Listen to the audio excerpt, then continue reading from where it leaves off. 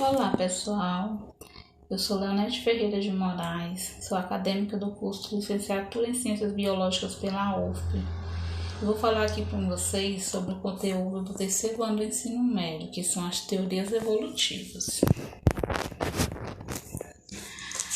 Apoiando-se nas evidências da evolução biológica, cientistas procuram explicar o processo evolutivo, ou seja, tentam desvendar os mecanismos que promovem as modificações das populações de seres vivos ao longo do tempo.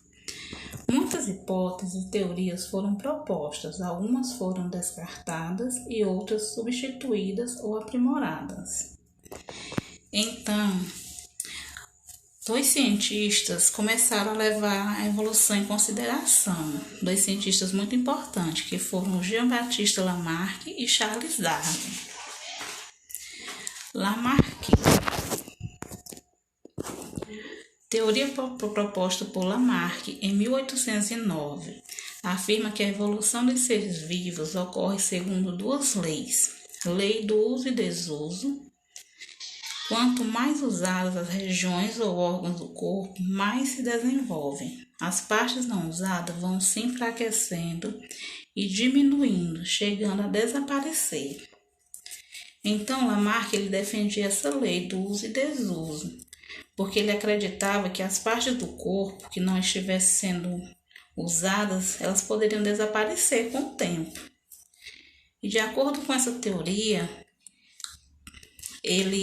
os organismos sofriam modificações, com o objetivo de se tornarem mais adaptados ao ambiente. Tinha também a lei da herança dos caracteres adquiridos. As modificações provocadas pelo uso e desuso são transmitidas aos descendentes. O lamarckismo defende a ideia de que fatores ambientais novos provocam o surgimento de modificações adaptativas, que podem ser transmitidas aos descendentes. Chama a atenção para o fenômeno da adaptação dos seres vivos ao ambiente. O grave equívoco da teoria lamarckista é o de afirmar a herança dos caracteres adquiridos. Então, gente, para Lamarck, essa teoria ela explicaria como as características eram desenvolvidas em organismos e elas seriam transmitidas às próximas gerações. Darwinismo. Teoria proposta por Darwin em 1859, publicada em seu livro A Origem das Espécies. Defende que as modificações adaptativas das espécies são escolhidas pelo mecanismo da seleção natural, atribuindo a ação contínua desse mecanismo à origem de novas espécies ou à extinção de outras. A seleção natural é determinada pelos limites impostos por condições ambientais. Na população, há indivíduos menos e outros mais adaptados. Estes últimos com maiores chances de sobrevivência deixam maior número de descendentes a cada nova geração, aumenta o número de indivíduos melhor adaptados, sendo eliminados gradativamente aqueles menos adaptados. O mecanismo de seleção natural, ocorrendo por gerações sucessivas, provocaria o aperfeiçoamento das adaptações, promovendo a alteração gradativa das espécies.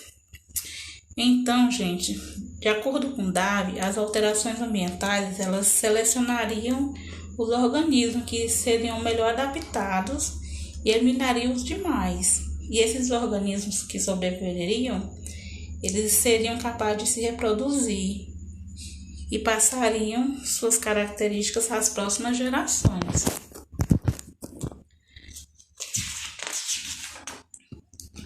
Reunindo um grande número de evidências em seu trabalho, Darwin tornou aceitável a ideia da evolução. Entretanto, não foi capaz de explicar a origem da variabilidade nas populações naturais. As diferenças individuais sobre as quais age a seleção natural devem ser obrigatoriamente hereditárias. O desconhecimento das causas e mecanismos de hereditariedade levou Darwin a admitir a ideia da herança dos caracteres adquiridos, produzidos em resposta a ambientes particulares. Então, Para Darwin, essas mudanças de um indivíduo ao longo da sua vida não tinham nenhuma relação com seus desejos, com suas vontades. Ele considerava os organismos de uma mesma espécie que eles poderiam ser diferentes e que essas diferenças eles podiam ajudar eles a sobreviver no ambiente em que eles viviam. Mutacionismo. Segundo a hipótese mutacionista, a evolução se realiza através da origem espontânea de novos tipos, que diferem radicalmente de seus ancestrais diretos, graças à ocorrência de macromutações genéticas. As pequenas diferenças intraespecíficas devem-se a micromutações e a solução natural teria somente a função negativa de eliminar os tipos menos aptos. Ela surgiu logo após a redescoberta das leis mendelianas da herança, em 1900. A corrente mutacionista propunha que as mutações genéticas seriam a única causa da evolução. Trabalhos posteriores na área demonstraram que a grande maioria das mutações com efeitos fenótipos radicais desfavorece seus portadores na competição com os organismos não atingidos por essas mutações. Também o esclarecimento do mecanismo da herança de caracteres quantitativos tornou-se possível somente cerca de 30 anos após o surgimento da corrente mutacionista. As características estudadas por Jansen, mutacionista, apresentavam pequena variabilidade atribuída a fatores ambientais. O conhecimento de seu conhecimento hereditário permitiu esclarecer que tal variabilidade deve-se ao fato de haver vários pares de alelo condicionados nas características analisadas.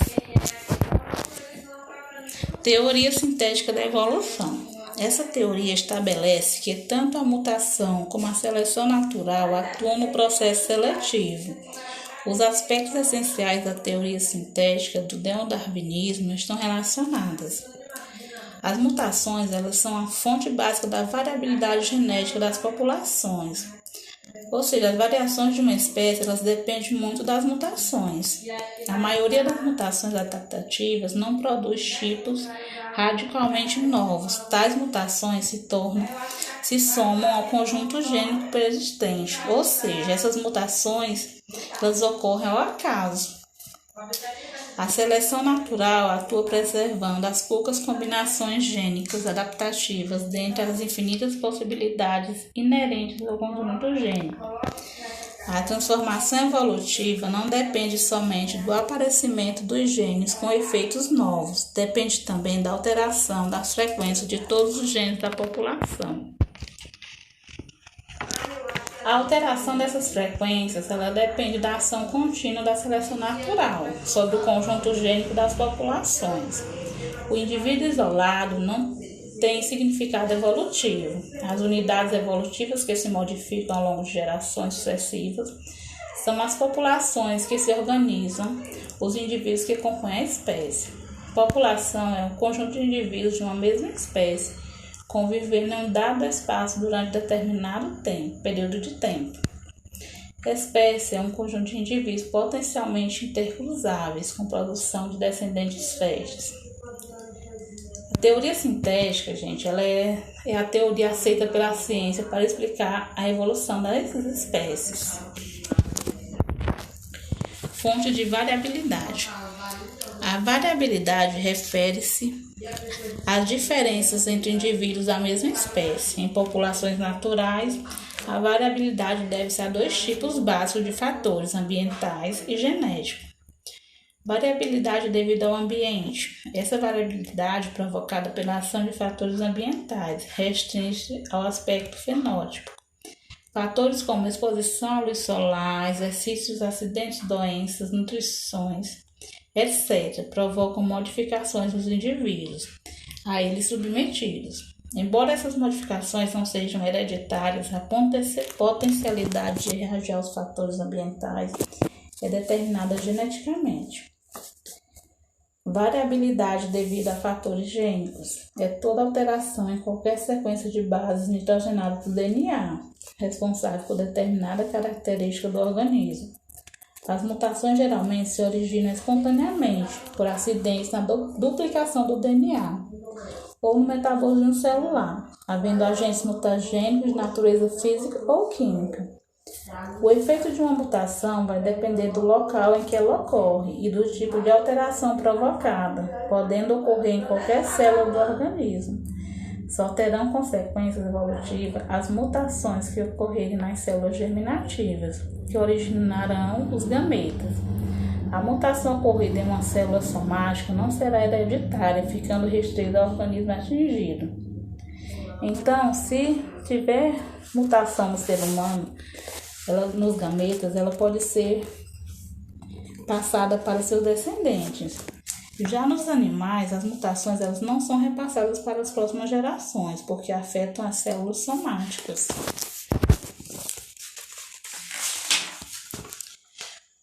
Então, essa variabilidade ela é responsável por promover as características morfológicas e fisiológicas dos organismos. Ela é responsável por garantir que dentro de uma mesma espécie existam variações entre as características de cada indivíduo. As mutações diversificam o material genético. Uma população com maior variabilidade tem mais chance de se ajustar às novas condições ambientais do que uma população mais homogênea. Então, a mutação ela é a fonte primária de variabilidade genética, né? As mutações que ocorrem aleatoriamente são geralmente desfavoráveis, pois os organismos eles são adaptados ao seu ambiente. Se houver alteração do ambiente, os portadores de características diferentes poderão ser favorecidos.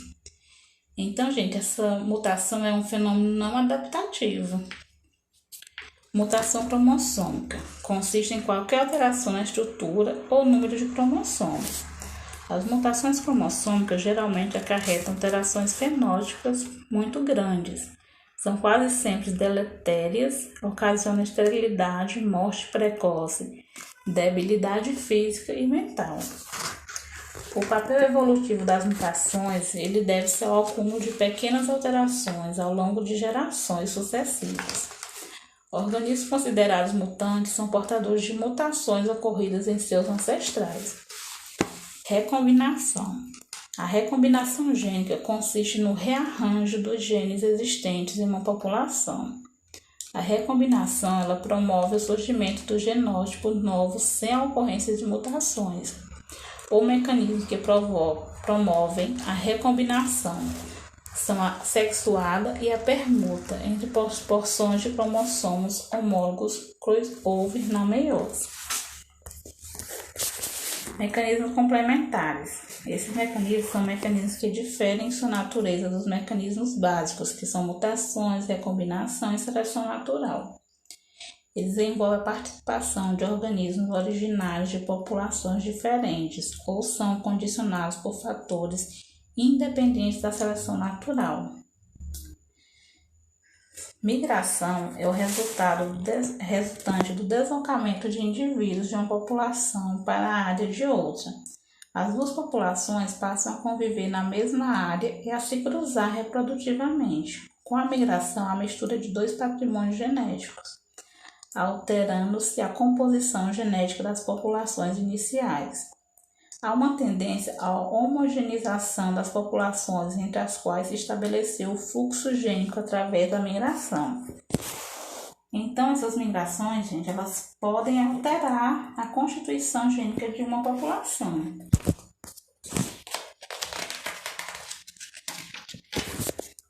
Hibridação é o cruzamento entre indivíduos de uma população com patrimônio genético diferente. Implica na quebra do isolamento e traz como consequência a diminuição das diferenças entre as duas populações, além da alta variabilidade genética da população resultante. Deriva genética. Oscilação é o acaso na frequência gênica de populações pequenas, independente da seleção, que pode provocar o aumento da frequência tanto dos indivíduos bem adaptados como dos mal adaptados. O mecanismo da deriva gênica pode ser desencadeado por erro amostral, quando o patrimônio genético de uma geração não estiver representado nos zigotos produzidos por ela ou pelo efeito do fundador. Então, a deriva genética é uma mudança ao acaso das frequências alélicas, quando a oscilação genética que ao longo do tempo pode eliminar ou fixar alelos nas populações. Irradiação adaptativa é o processo que resulta na formação de várias espécies a partir de uma origem comum. Ocorre geralmente quando uma espécie adquire uma característica que lhe permite explorar o ambiente de maneira diferente, ocorrendo sua expansão. Essa expansão, acompanhada de isolamento reprodutivo, leva à formação de novas espécies. Também ocorre irradiação adaptativa quando uma espécie atinge um novo território. Se o local não for habitado por espécies semelhantes e se houver diferentes tipos de ambientes a serem explorados e variabilidade genética na espécie invasora, os tipos pré-adaptados a esses diferentes ambientes irão ocupá-los, formando subpopulações. Essas, submetidas a pressões seletivas diversas, poderão dar origem a um grupo de espécies pouco diferente. Então, durante a fase de irradiação adaptativa, ocorre o quê? O aumento das espécies. Convergência evolutiva. Convergência evolutiva ocorre quando diferentes espécies se adaptaram a ambientes muito parecidos, embora possuam história evolutiva independente.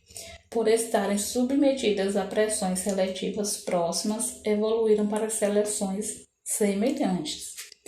Apesar de não possuírem origem comum, as espécies resultantes de convergência evolutiva apresentam características fenótipicas semelhantes. Os processos de convergência evolutiva e de irradiação adaptativa levam à formação, respectivamente, de estruturas análogas e homólogas. São análogas a estruturas semelhantes que têm a mesma função, embora não tenham a mesma origem embrionária. Exemplo, asas de morcego, aves e insetos. Estruturas homólogas têm sempre a mesma origem, podendo exercer funções diversas.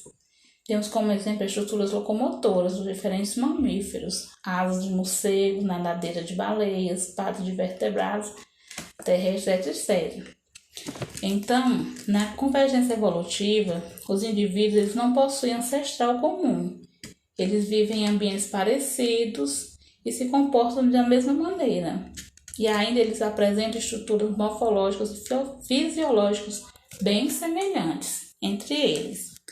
Então, gente, era isso que eu tinha para falar para vocês. Espero que vocês tenham gostado e compreendido um pouco. E muito obrigada pela atenção.